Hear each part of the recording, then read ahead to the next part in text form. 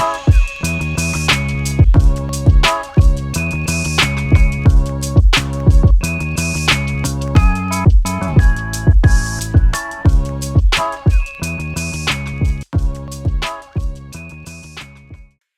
y'all, it's your girl Miss Melody, and we back with another episode of Go Bout Your Business. Y'all already know what it is. And today, we're starting a new series, y'all. We're gonna call it the Scaling Series. And the topic of today of how you scale as an entrepreneur is first, growing your first team. So y'all, let's get into it. I'm going to speak for myself first, and then I'm also going to be speaking about what I've been learning as well as what I have been observing when it comes to scaling your first team. So the first thing I want to talk about is knowing when is the time to onboard new teammates.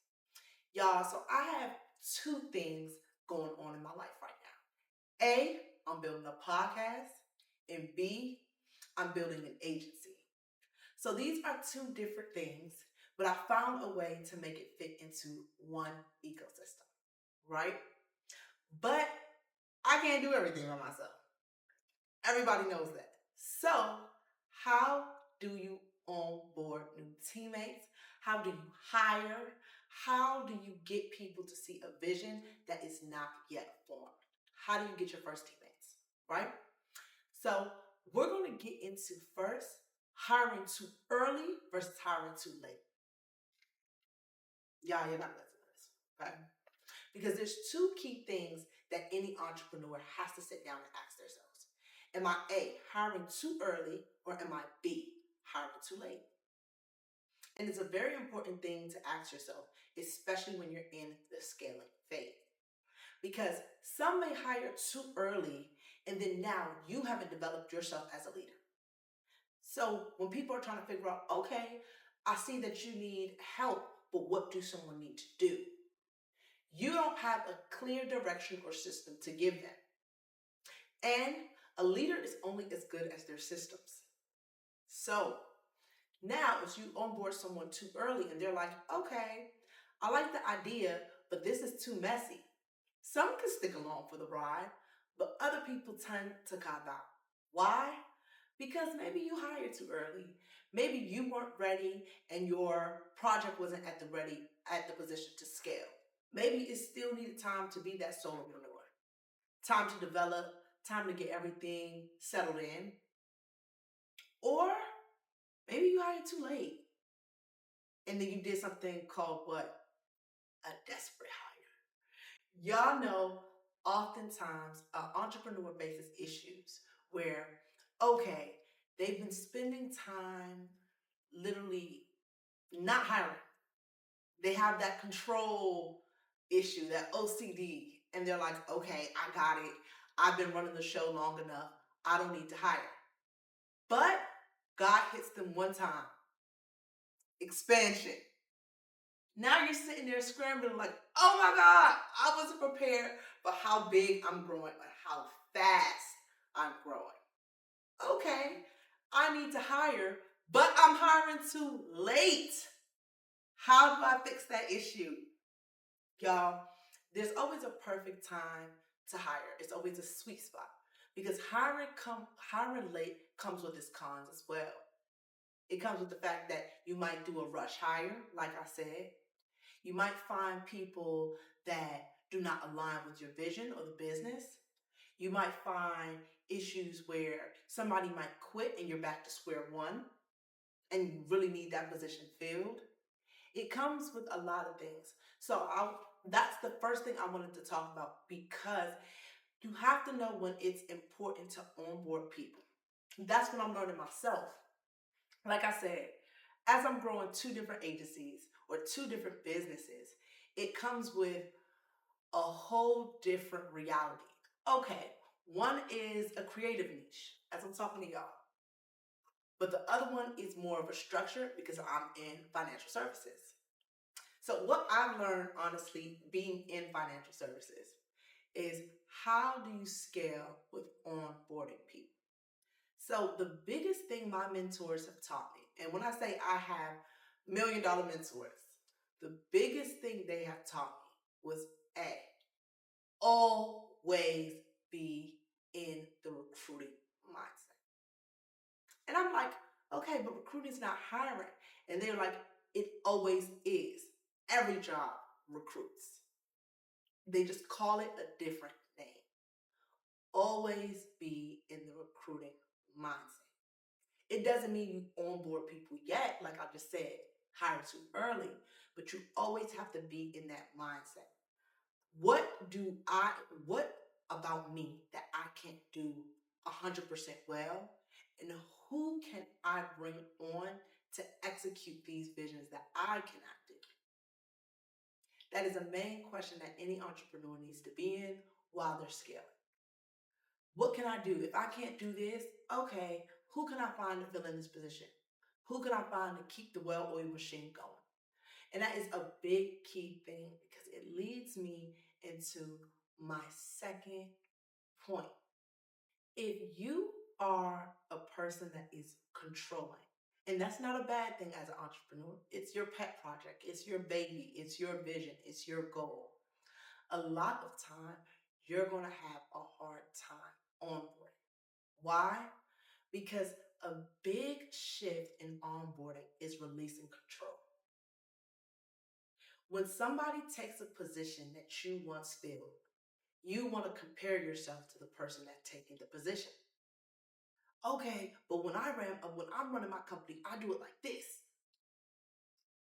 But if you can't do it like this, I don't need you. But no, a lot of people come onto your team to teach you there's different ways that things can be done.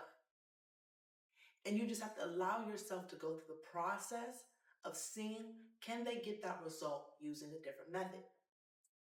That's where you have to also come back and ask yourself, dang, am I having an identity crisis right now?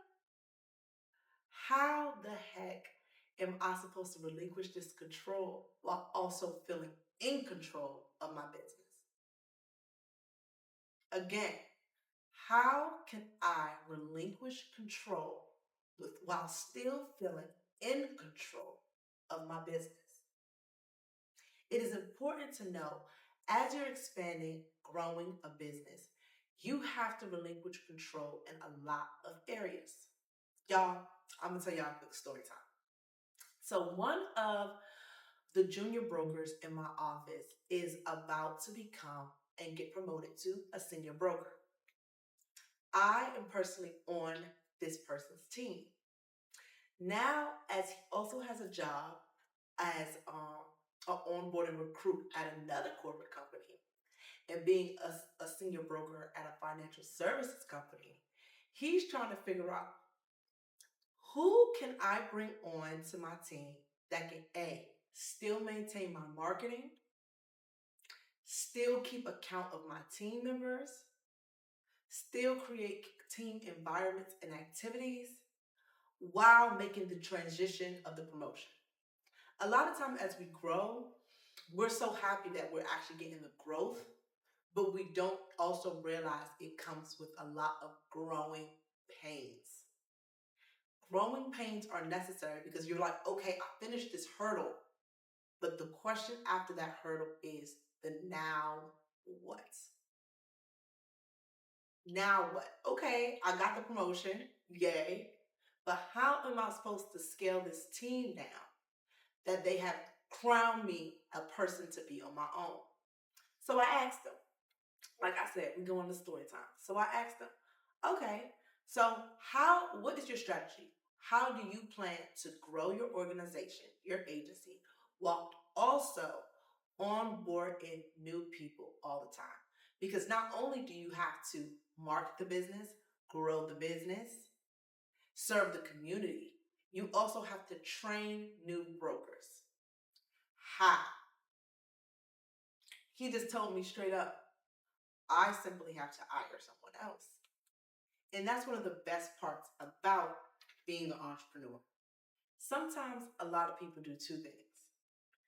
They hire by A, specialties or they hire in general. And these are two things to focus on and notice when you're actually onboarding your teammates. Why? Because some people can specialize in something, but they're not a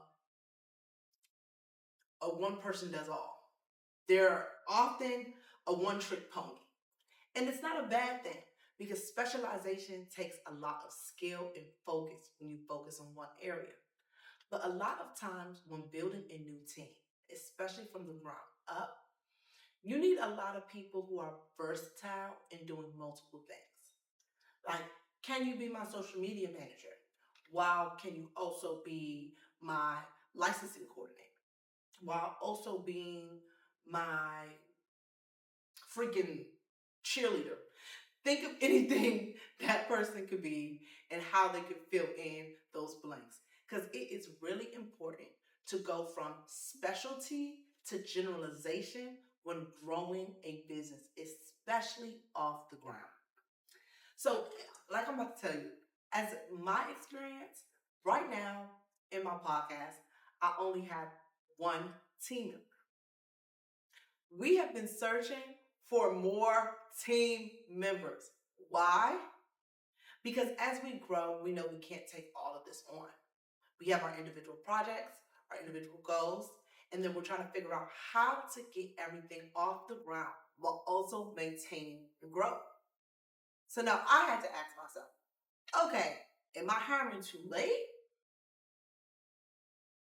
Because you're comfortable in actually the system that is flowing. But then that's why I decided that this was a great topic to talk about. Because the third thing we're going to get into, y'all, is the culture dynamic. A lot of people might get onboarded into your team, but they don't fit the culture. They don't fit the dynamic of what the team is supposed to be. They might be there for their own goals, their own visions, their own personal adventure, for lack of better words, but they don't see the vision of the team. They're very much I in team type thinker. Those are people that you also have to pay attention to and also take note of. Because you can't judge a book by its cover on the first go, especially if you're growing a new business. You have to think, okay, how does this person fit into the dynamic? How can I actually grow with them? How can I teach them? Are they A, coachable? Are they B, explorative? Are they C, ambitious? Especially when, again, you're building a new business. New businesses, and this is what I love about when we talk about new businesses. New businesses are an idea. It's not set in stone. It's not something that is yet. It's an idea from a person or a group of people's mind. And when you want to scale an idea from your head to actual reality, that's when God takes your vision and takes it further.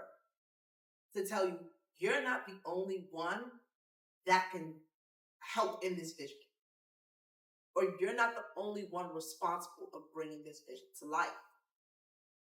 That's why it is important for people to be able to see vision within your vision so they have their own conviction outside of yours to continuously show up for the team. But with that being said, they have to have a team mindset. They have to have a group think. The important part of having a group think, especially when onboarding into a new team, is that some things might get rough. Things might not go as planned. There might be investment drawbacks. There might be a lack of funding. There might be a lot of cold calls to different markets. There might be a lot of marketing or growth in marketing for that business. But the people that you bring on are A, supposed to also see the vision of what you're trying to create, and B, have enough guts to stick it out. Last episode, especially the circle episode, we talked about leading without a title. Oftentimes, when people get onboarded into a team, they might get a title, sales representative, or um, delegator, or account associate. All these might be good titles, but a lot of times, and we all know it, sometimes we do more than what the title gives us. And it's like, okay, I'm this by title, but I do this,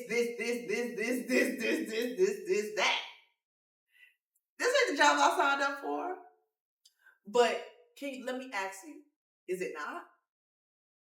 Starting or being a part of a business that has just started isn't for everyone. It is not for everyone. That's why God gives the vision to a few. It's important to know how you can grow within a business, especially when you're being onboarded. Now, as the leader, there's a lot of things that you have to know while onboarding and hiring new team members. One of the most important things is to actually realize that things won't be 100% your way anymore. And that is something that is tied to the ego along with pride. And sometimes you have to do those ego checks. Like, this person's not moving at 100% my capacity, but they might be moving at 100% their capacity. How do I fill in the gaps as A, the lead, or B, find someone that I can actually get the vision done? And that is something very, very important when you're actually growing. So, y'all, as we continue, as we look at ways to grow a business, especially when it comes to scaling and onboarding new people, what ways do you think, y'all, because we're going to make this a series, that helps onboard new team members, whether it's a hiring process, whether it's a group dynamic, whether it's recruit, that helps people, A, see the vision, B, know where they're going, and C, actually find enough conviction to keep showing up? That is my question for y'all. But back to it. The final point I want to make in this conversation is knowing how your team members feel. A lot of times, as we grow business, we're so stuck in the vision. And we forget that the team members are also people. When onboarding team members, there's people who are still learning how to grow. And when in that growth, there's key things to also recognize. Is that person consistent?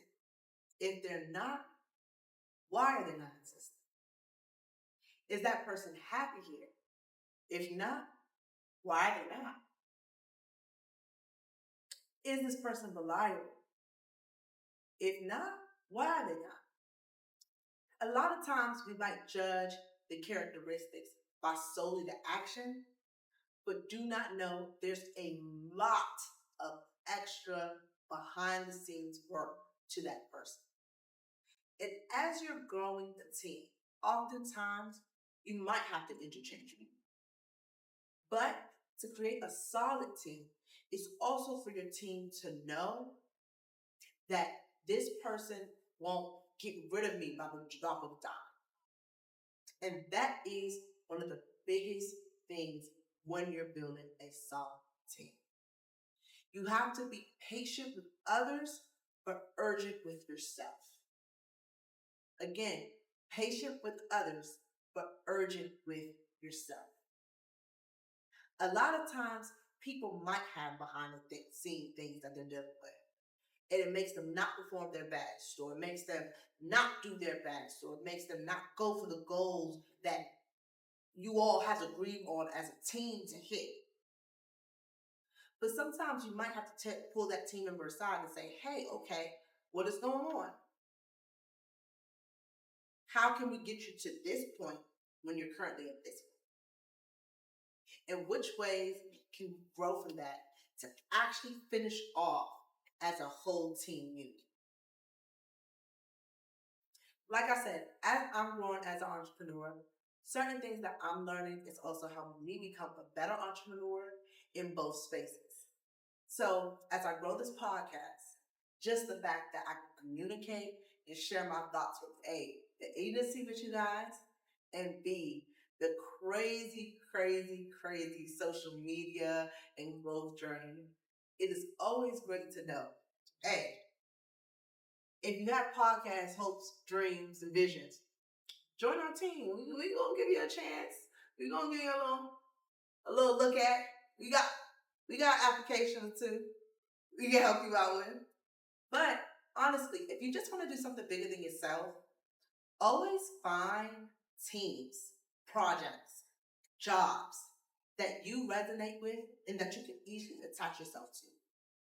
The biggest part about being an entrepreneur that I personally found is first allow yourself to be on the team.